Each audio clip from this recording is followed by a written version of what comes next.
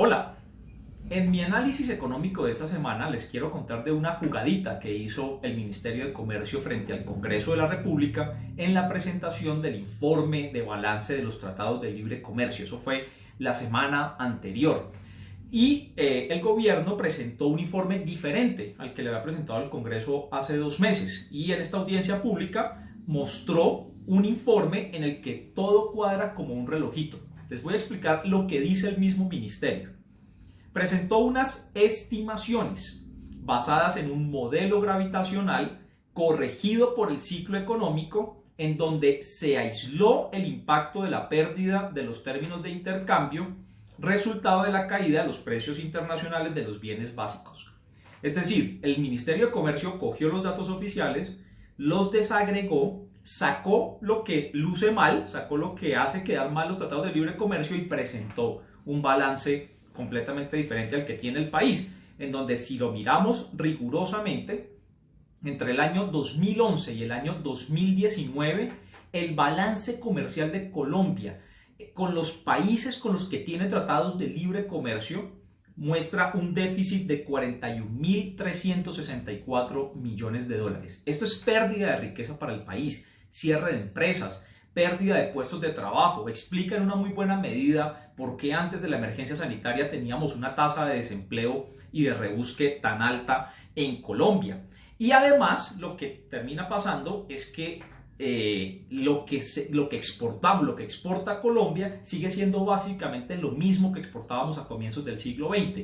Y esto impide acumular la riqueza suficiente para poder invertirla en sectores productivos del siglo XXI. Es decir, exportando petróleo, café, carbón, banano y flores, no alcanzamos a acumular el capital para producir otros bienes de valor agregado que nuestros socios comerciales sí lo hacen.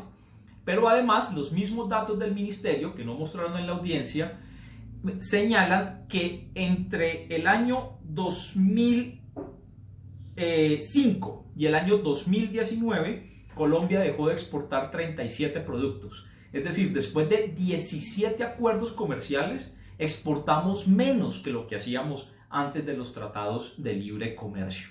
Y la explicación en esto es sencilla. Estados Unidos en 1992 exportaba un vehículo, el Ford Escort, que es un vehículo de gama media, de más o menos unos $16.000 a precios de hoy.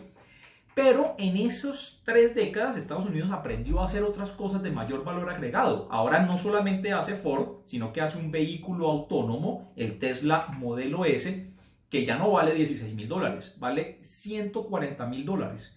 Y Colombia en ese mismo periodo siguió haciendo exactamente lo mismo. Bueno, pasamos de las orquídeas a las rosas, que tienen el mismo valor agregado, que no tienen Big Data, que no tienen inteligencia artificial y que no le permiten acumular al país pues valor agregado para poder desarrollar su industria. Entonces, frente a la tasa de desempleo actual que vive Colombia, la respuesta es que esa fuerza de trabajo tiene que ser absorbida por las empresas privadas en una gran medida. Pero esas empresas privadas necesitan un entorno de negocios favorables que solamente lo puede brindar el Estado.